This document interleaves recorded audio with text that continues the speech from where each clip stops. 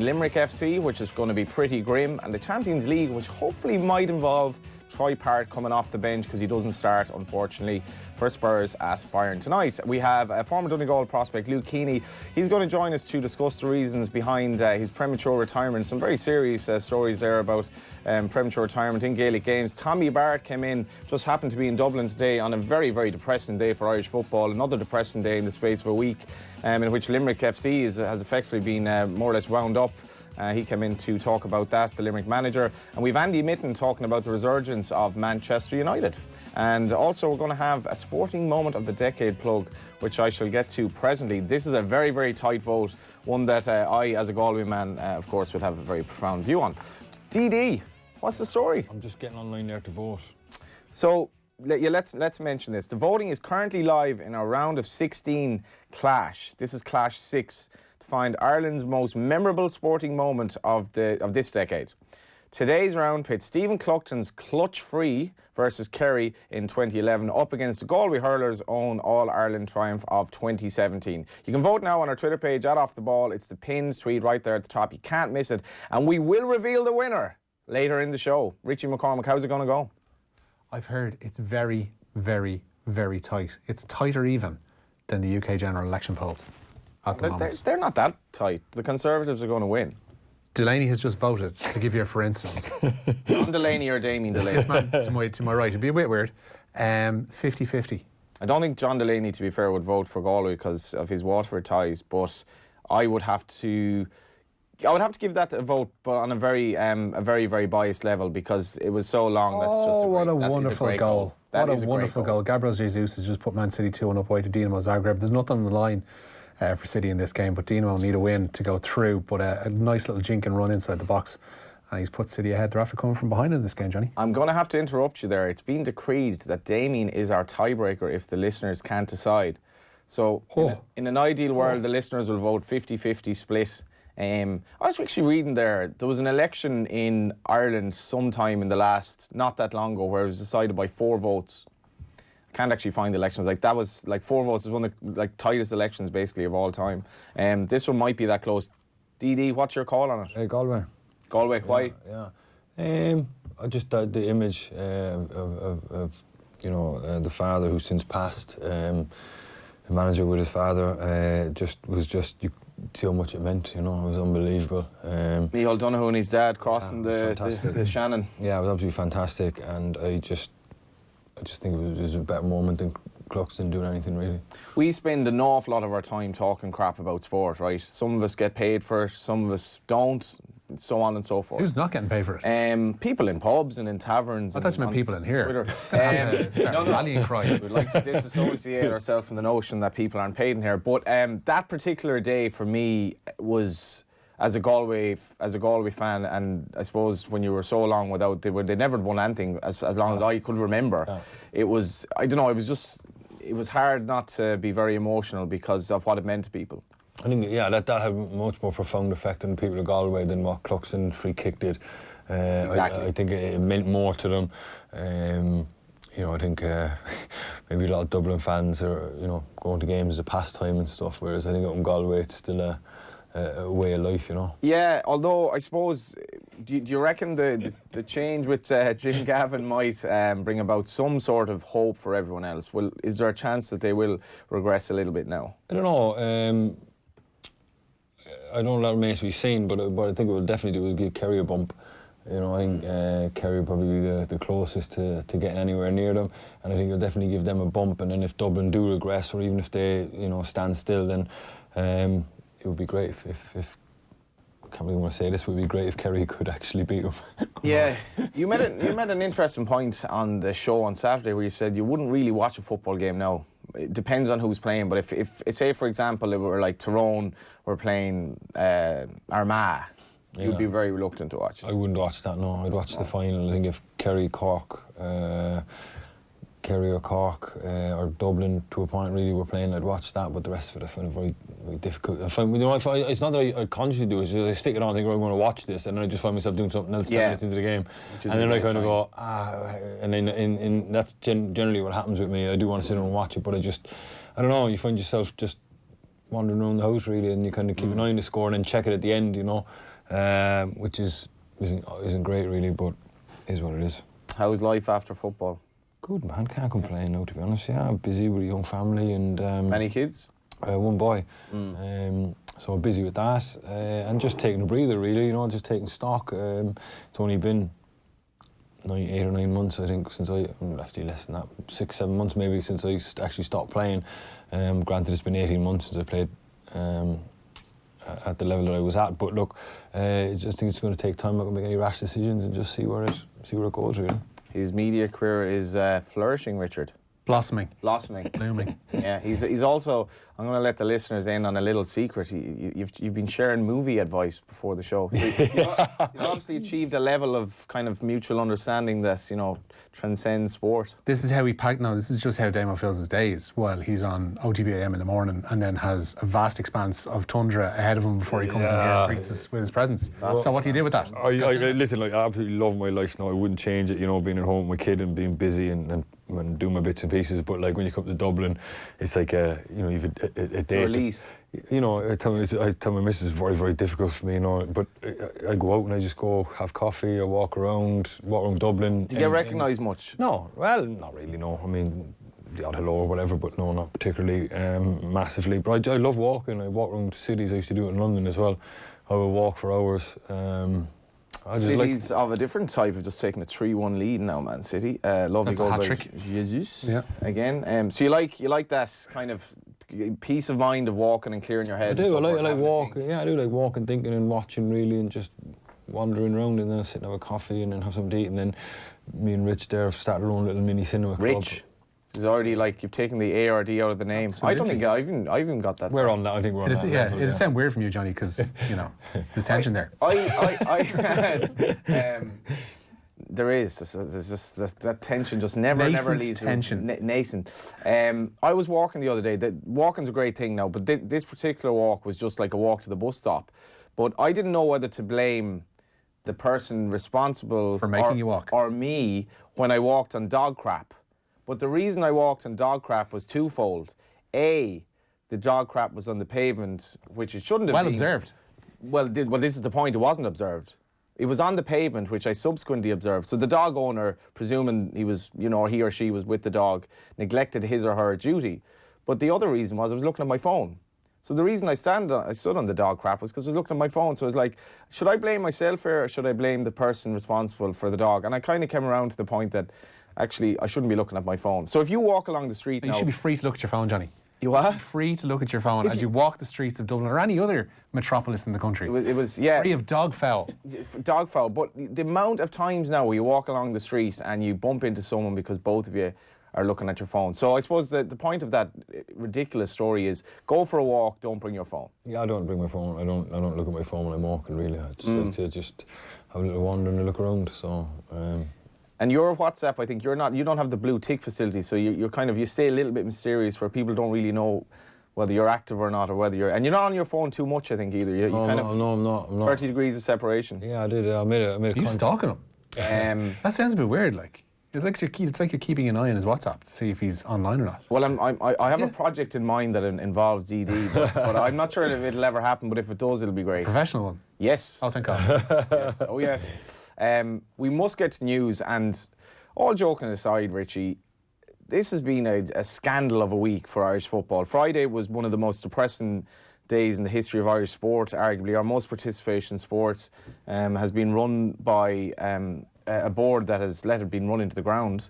But today, at a more local level, Limerick FC basically went to the wall. Yeah, and if you wanted to draw a line between the two, you could say that the poor operations of the FAI board over the past, God knows how long, has been leading to something like this happening again, and it's something that's happened all too regularly over the past few years in the league. Two clubs came out and backed John Delaney this year. One of them was Waterford through its owner. The other one was Limerick. Waterford are in free fall by all accounts, and Limerick are gone. Yeah, that's where we're at. 2 weeks out from Christmas, Limerick FC are set to be forced into extinction. A liquidator is expected to be appointed, and Limerick will not be granted a licence to play in 2020.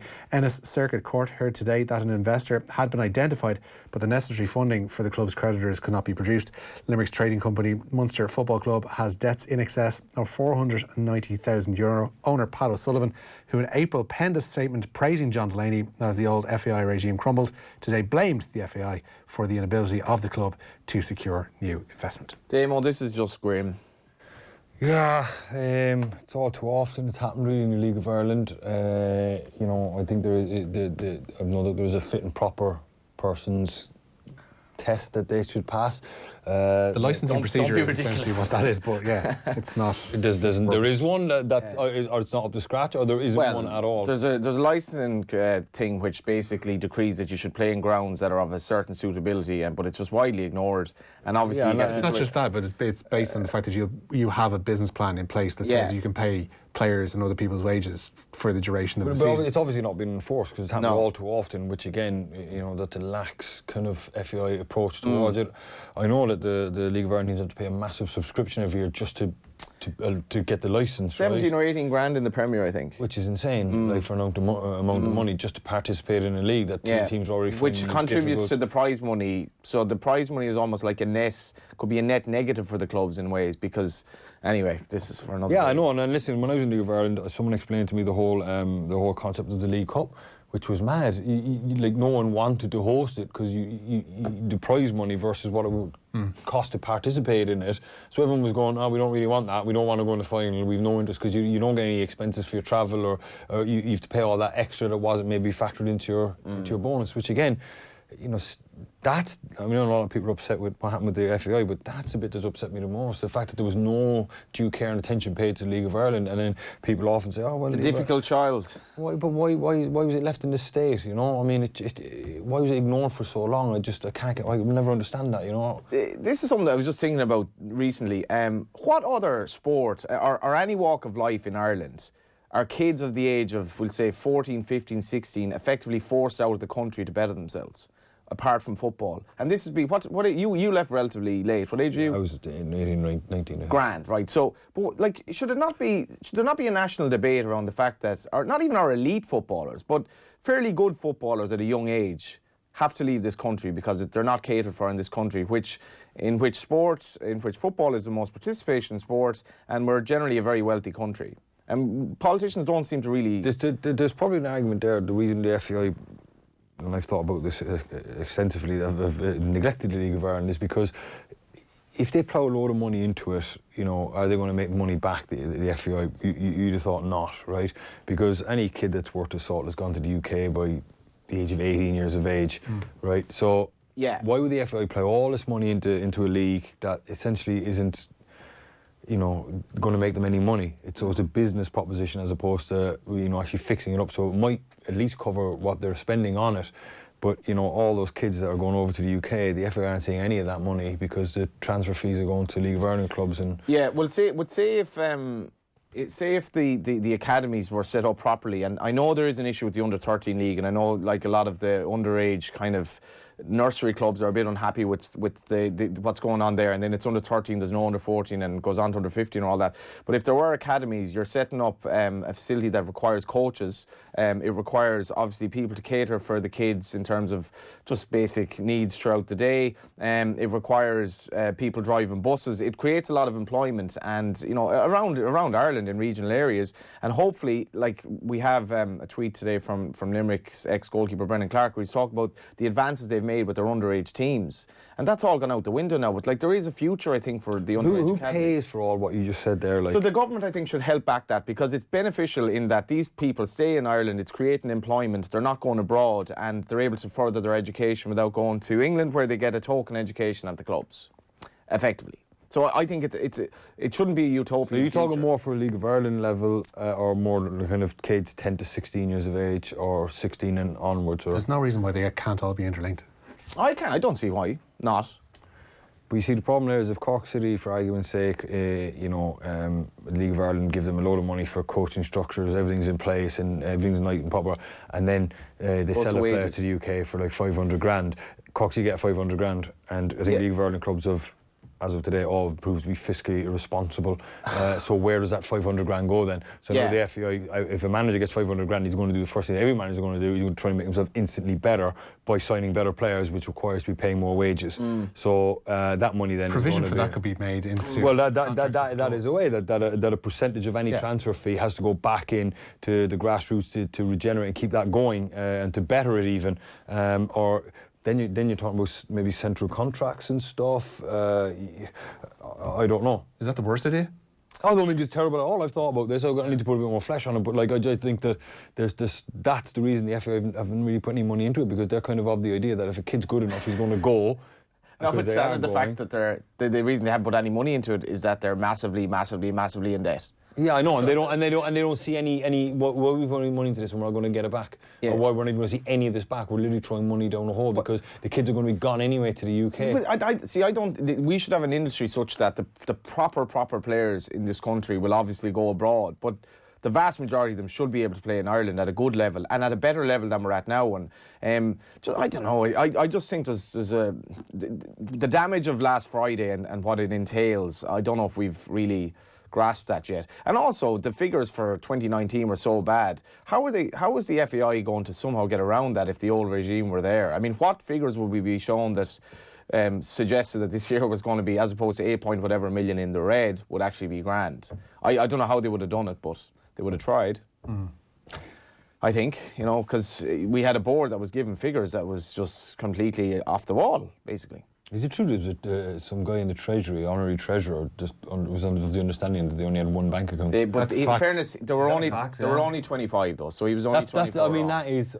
It's worth watching if you can see Jonathan O'Brien of Sinn Féin, whose accent wouldn't be dissimilar to Damo's, just grilling the then board about the FAI, the amount of bank accounts they had, and I think that was one of those.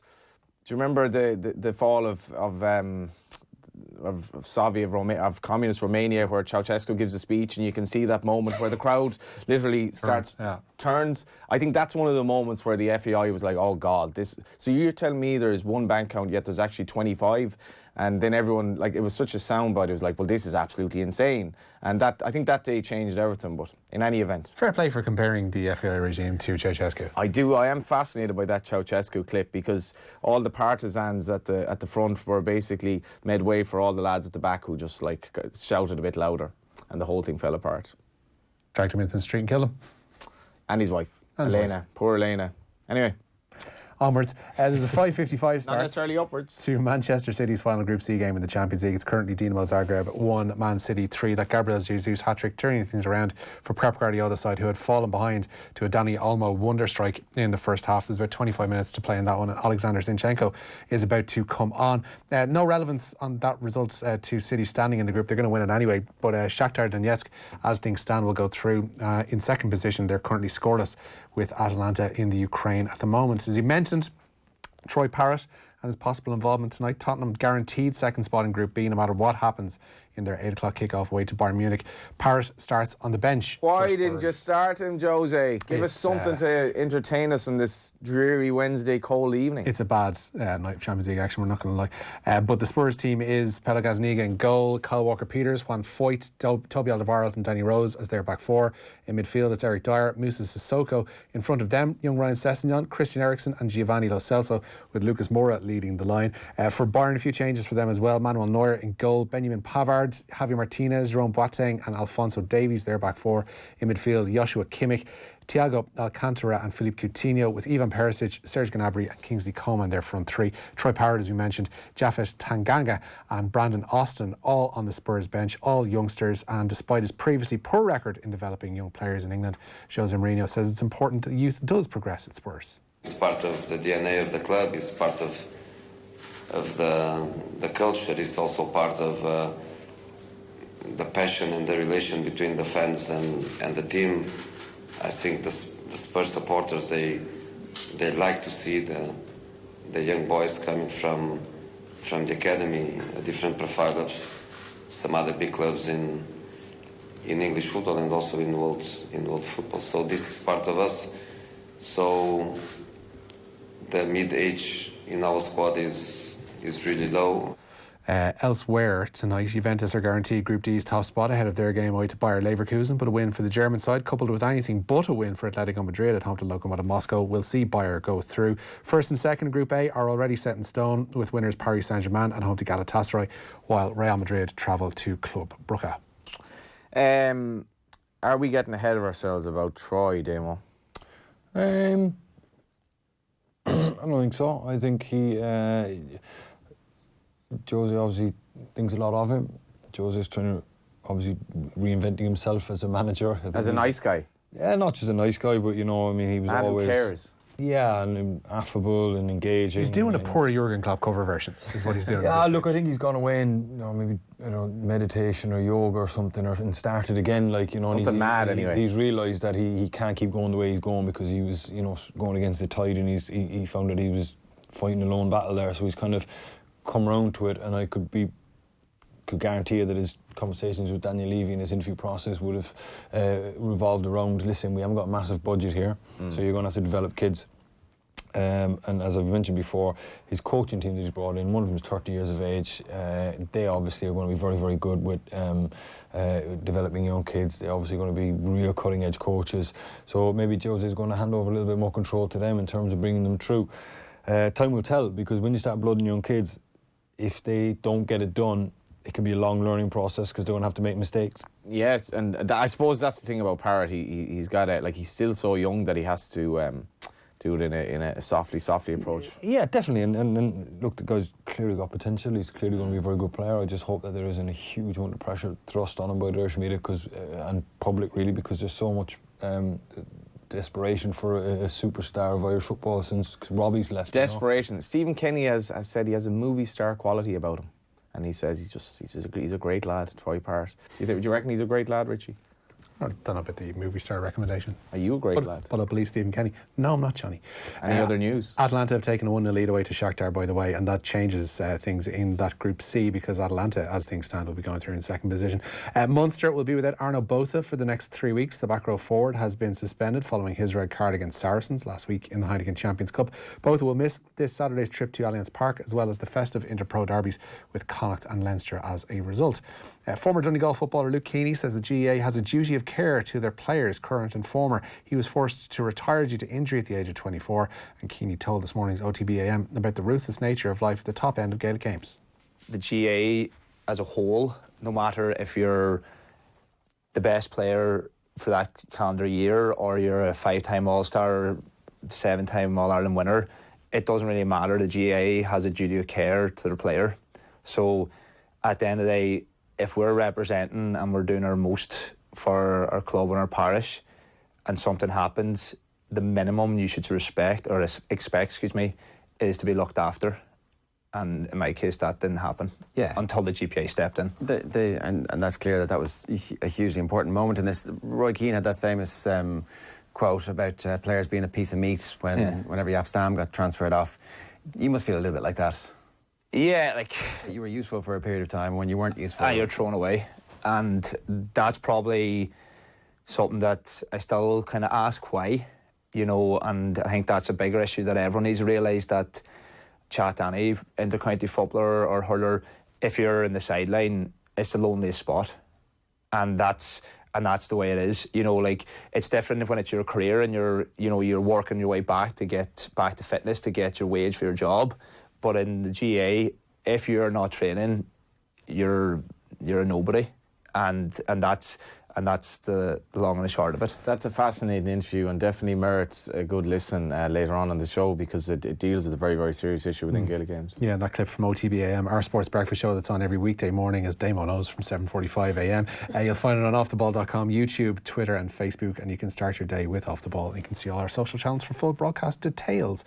New All Blacks head coach Ian Foster admits he needs to freshen things up. He was appointed Steve Hanson's successor, having served for 8 years as an assistant under the former boss. Foster pipped Crusaders head coach Scott Robertson to the position and has been outlining how he needs to start in the job. Yeah, look, I think having been there for 8 years, I obviously know the organisation and what makes this team tick really, really well. But, we need to change some things up. And, we're coming off a semi-final loss that hurt. So there's a group with a lot of pain in it at the moment. And so how we adjust and refresh this group and change some things up is going to be vital, just to create the energy we need to get us back to where we want to be. So it's about making a whole lot of little changes around that space. Big Duncan Ferguson will stay in charge of Everton for the club's Sunday Premier League visit of Manchester United to Goodison Park. The club's former striker was handed the reins following the dismissal of Marco Silva. And Gennaro Gattuso has been appointed the new head coach at Serie A side Napoli. He takes over from Carlo Ancelotti, who was sacked immediately after the club's 4-0 win over Genk last night that sealed the last 16 spot in the Champions League. Ultimately, Ancelotti paid for a winless run of 7 Serie A games that leaves them 7th in the table and 8 points adrift of the Champions League qualification places. Gattuso says Napoli should be embarrassed about their current position. Thanks, Richie. Yeah, Gattuso, what a terrier he was. Like that dog that just keeps nibbling at your ankle and just won't let you go. Loved him. Technically adequate, but like, what a character. Just grit incarnate. Fantastic beard. The only man bold enough to have a go at Jim Jordan trying to headbutt him. Yeah. Great scenes. That takes some doing now, by the way. Joe Jordan, not Jim Jordan. Joe Jordan. Joe Jordan. I've actually played for him, so. If we should remind you that Cluxton has taken a narrow lead in our poll against the rightful answer, which is the Galway Hurlers. You only vote once. So tonight, Joe Malloy is in Galway for the latest Off the Ball Roadshow in association with Heineken Rugby Club. It's at the Galmont Hotel with Will Greenwood, Connacht's Andy Friend and Tiernan O'Halloran, Brian O'Driscoll and Galway legend Cyril Farrell too. You'll be able to watch the full show tomorrow over at offtheball.com. I wish I was there, to be honest, but as it is, thanks, man. Here with Rich. Cheers. As he is, and yeah. Damo. Nice one. It's all thanks to Heineken Rugby Club. Visit drinkaware.ie.